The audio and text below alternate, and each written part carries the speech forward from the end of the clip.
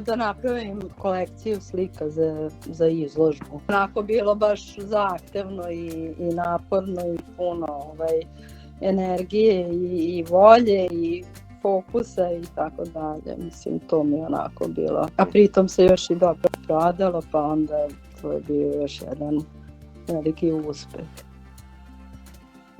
Nisam imala apsolutno nikakve sumnje, pošto Gašu znam od pre nekoliko godina, u stvari on mi je bio ponudio saradnju u ovom smislu, međutim u to vreme nisam bila spremna. Sad kad sam bila na to spremna za sajt i tako dalje, onda bez ikakve sumnje sam ušla, ja sam verovala da će to ispasti dobro.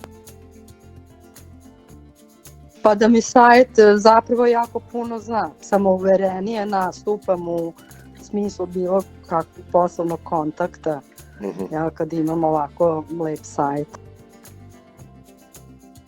Pa imala sam više prodaja, mislim, u smislu ljudima sam mogla da pošaljem ko je bio zainteresovan ili poznanik od poznanika. Uglavnom nekim arhitektama sam isto uspela da prezentujem na taj način svoj rad, to mi je uspeh u tom smislu.